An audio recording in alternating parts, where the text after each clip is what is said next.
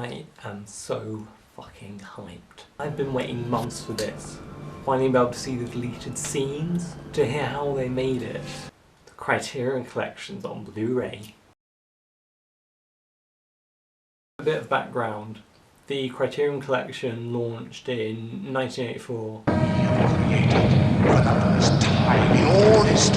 on Laserdisc. An entirely new dimension in entertainment. And it was kind of like the first of its kind. A growing number of movie lovers are turning to Laserdisc players to get a better picture. Now there is new hope for success. If you don't know what Laserdisc is, which to be fair you probably don't, it was kind of like what Blu-ray is to DVD, what DVD is to VHS, what 4K Ultra HD is to Blu-ray. And it really was like the best quality format out there. It has a much higher data rate, bandwidth. Incredible clarity of CD sound. Almost indestructible.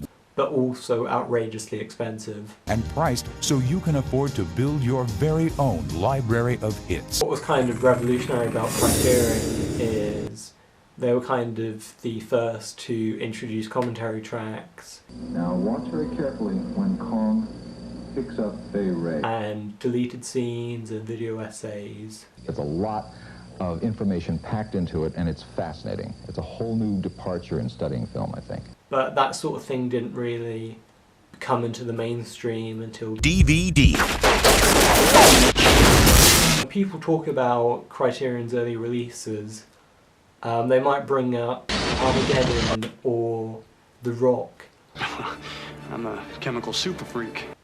And actually they did bring out quite a lot of mainstream titles. RoboCop, Blade Runner, Silence of the Lambs, alongside all of the niche film student stuff. In the late 90s, Criterion began putting stuff out on DVD.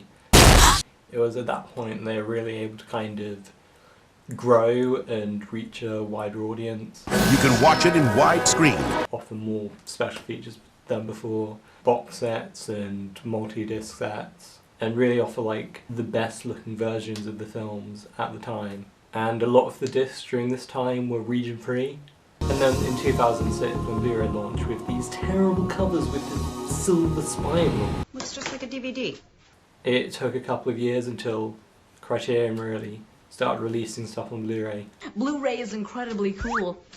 Like me. Around the same time, a lot of labels in the UK started filming a holiday by Tartan Video. Rest in peace. Like Arrow Video and Masters of Cinema, Network, the BFI, Third Window, Second Sight, and we're quite lucky in the UK in that regard. My own introduction to film kind of started with the Criterion Collection. It would probably sound really pretentious if I say that film gives meaning to my life. It would probably sound less pretentious for me to say that art gives me meaning to my life. It gives you characters you can kind of project yourself onto and kind of think about what you would do in their situation. It makes you think about what's happened in the past. It makes you think about different cultures. Really, like, it means a lot to me.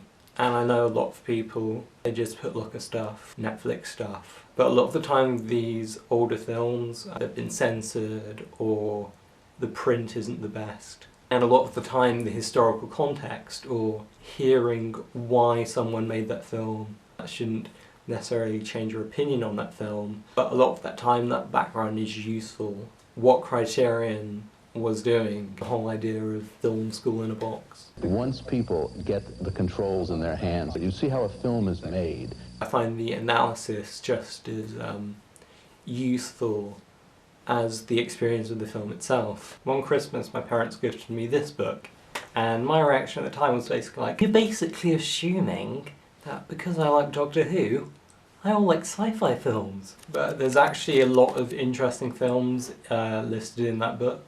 The year after this series, A Story of Film and Odyssey was broadcast. And that series really gave me a bit of a primer on film theory and film history. The films of the Weimar Republic and the stuff that ILM did. A few months after that series, I met my friend Zach from the US. And you could basically change his name to Criterion Collection. And then from him I kept on hearing about all these Criterion releases like The Red Shoes and tonal blend. Last summer when I was in New York City, I visited the Criterion Collection offices with him. Unfortunately, unlike Wallace Shawn and Joachim Trier and everyone else, we didn't walk out with a bunch of free Criterion Blu-rays. But we did get free postcards. And then we ended up having a chat with the guy at the desk about Wallace Shawn films. And I was talking about how it's kind of disappointing how you can't get Criterion releases in the UK because of the region coding. And when we went in Barnes & Noble, I was kind of impressed with Criterion Blu-rays they had. And there's something about seeing all those titles in Barnes & Noble, but knowing that I won't be able to get any of them. A couple of months ago, a handful of films were submitted to the BBFC, began being listed on Amazon under Sony Pictures, and people on message boards were being like, "Oh, Criterion's coming to the UK."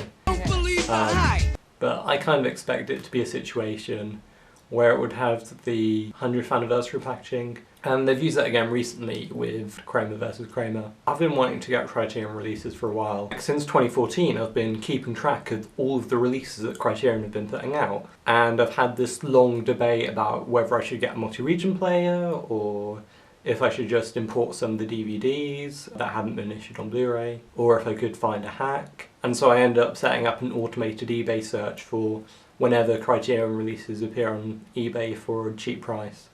2 days later, there was an announcement in Sight and Sound magazine. It was at that point that I started to get really fucking hyped. I just wanted Easter to fly by and to get onto the next module. Just as I was getting really fucking hyped, that same sort of hype didn't really seem to be anywhere else. I knew real movie fans who knew nothing about it. And you just saw adverts everywhere for The Force Awakens and, oh, it's released in 9 days. There were articles in The Guardian and in Variety. Maybe it was down to a contractual obligation, but I had titles in hand before Criterion put anything on their website. And I don't find it that surprising. Arrow Video in the US, they're distributing the titles through Diabolic DVD, and they don't have their own dedicated website for it. The releases I picked up from the initial slate were these ones. Speedy, I think, cover kind of missells it as a romantic comedy, when really Jane doesn't really have much to do in it, and it's more to do with the antics of the titular Speedy,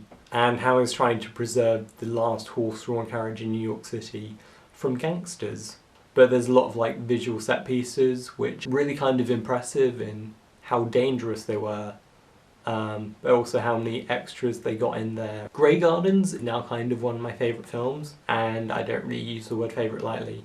But Big Edie and Little Edie are just so charming as people, and you can kind of project yourself onto the relationship they have between mother and daughter. And as a documentary, the whole style of it is really interesting, really kind of cinema verite. And what was interesting to learn is that it's quite a cult film, and you've had fashion designers inspired by it, and there was even like a biopic about how Big Edie and Little Edie came to where they were. I keep on wanting to buy more of the titles, like Tootsie with its gender themes and Dustin Hoffman, and It Happened One Night is meant to be one of the best screwball comedies out there, and it was Oscar nominated. And my main memory of Macbeth is watching it in English class in like year 9, and our teacher kept on apologising every time a naked witch came on screen. We also watched the terrible 2006 Australian version, but it seems like the titles which are doing the best are Only Angels Have Wings and It Happened One Night, and they've kind of crept in at the bottom of the HMV chart. But it's still quite a diverse mix of titles, like a Shakespeare play in time for the 400th anniversary of his death. Just as the BFI are putting out a bunch of Shakespeare stuff like Richard III. And you've got a screwball comedy and a Howard Hawks film and a documentary. A lot of these titles haven't really been put out in the UK before. Like you've got ancient DVDs of Macbeth and Tootsie, but stuff like Speedy I don't think has ever been put out. And then in the upcoming slate as well, the title seems to be quite focused on American cinema. And really the only example of foreign cinema is La Aventura, but hopefully we'll see more international release in the future. Titles which have already been issued by Sony over here. Easy Rider and Doctor Strangelove. I wouldn't be surprised if Criterion start putting out more Sony titles, even if it's new to the US. because they've got more of a relationship with them now, with distribution. But then the real question is with rights holders. Like, there's been a lot of films that have been released by Criterion that have already got UK releases, and some of the releases are able to mirror the content from the Criterion release. For All Mankind, The Thin Red Line, The Darjeeling Limited. Even up until recently, Eureka and Arrow has put out titles Criterion have released before, but I suspect there's probably going to be less of that now. A lot of the titles that Criterion has released in the US was released in the UK first anyway. Stuff like Repo Man and The Manchurian Candidate. There was a listing that appeared on Amazon for Ivan's Childhood. Writers, Artificial Eye, are putting out their Tarkovsky box set, and that's disappeared from Criterion's schedule. But even titles that Criterion has put out on DVD,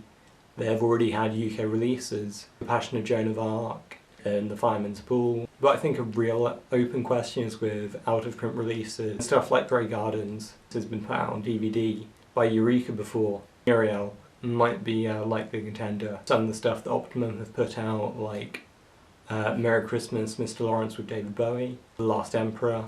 Titles like Hoop Dreams and The Thin Blue Line are all available on Netflix in the UK, and those deals typically last a year or two, but it might be entirely different to home media rights. Titles which are already owned by Sony or Janus Films are basically a given, so I think we can expect more Harold Lloyd stuff like Safety Last, and more Miles's documentaries like Gimme Shelter and stuff like that. I don't think we're going to get any UK exclusive releases like Arrow are doing in the US. But in an interview, Jonathan Jarrell has basically said that nothing is out of the question.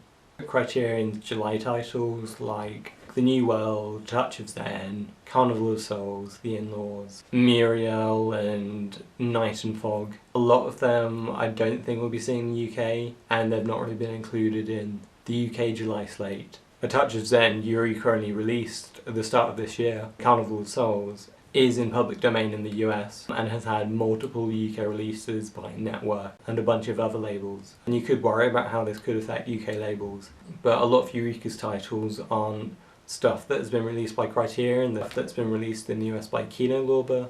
And I kind of feel like with the launch of FilmStruck as well, the digital streaming service that Criterion are launching alongside TCM and Warner, we're kind of reaching into a new era for Criterion, and it's going to be interesting to see where it comes from here. This video disc library may be the greatest boon yet to film buffs, a perfect marriage of Hollywood's oldest treasures and the video world's newest technology.